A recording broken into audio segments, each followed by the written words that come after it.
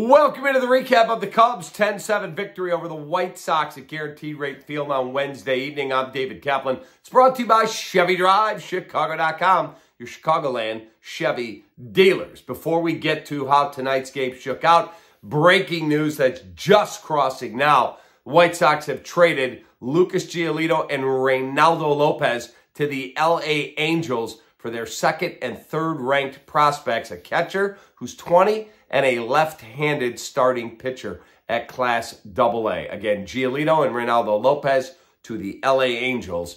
So despite them losing Mike Trout, the Angels are adding on, and that's what the Cubs have to do. The Cubs won their fifth straight tonight, 2 straight over the White Sox in the 2 games at Guaranteed Rate Field. So let's get into how this all shook out. White Sox had a 7-2 lead in this game. 2-0 Sox, 2-2. 3-2, 4-2, 5-2, 6-2, 7-2. 4 RBI night for Eloy Jimenez. Robert had a good night, and the White Sox are rolling along. Berger hit a home run, and Marcus Stroman was awful. 9 hits, 7 runs, all earned in 3 1/3, I believe, were his numbers tonight. Let me just check those for you. Yeah, 3 1/3, 9-7-7, 4 Ks and 2 walks, and a homer allowed. Awful. Maybe that's why Jed Hoyer hasn't tried to extend him yet, because his last handful of starts, other than 1, have not been great. But the Cubs battle back.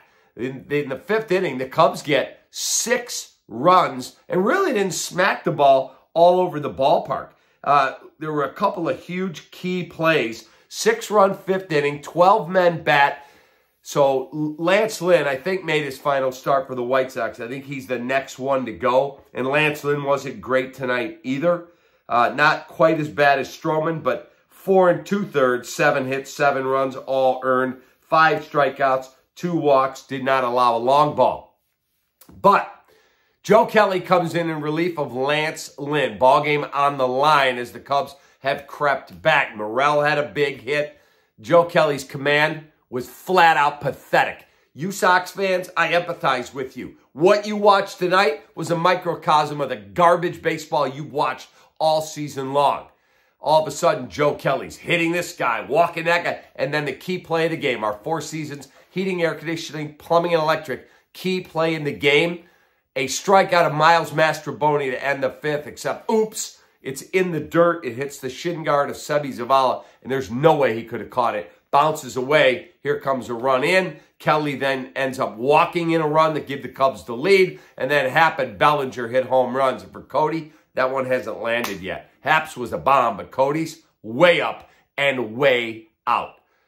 Now, Cody Bellinger, hell of a player. He made a big-time mental error in the game tonight. That cannot happen.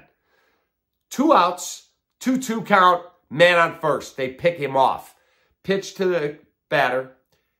Barnhart fires it to first. Bellinger's got it. He thinks it's strike 3, so he doesn't try and throw the guy out at second. Big problem. That just made it 3-2. Now TA gets a hit, and the run scores. Gave away a run. Cannot happen. Got to be better than that. But the Cubs grinded, battled, had that big 5th inning, and so they win the ball game 10-7, the final. Now off to St. Louis, White Sox home for the Guardians as the purge will continue and hold Jed Hoyer and Carter Hawkins and Tom Ricketts' feet to the fire. Add talent. Do not tank and trade guys away. You're better than that. Take that. That's right.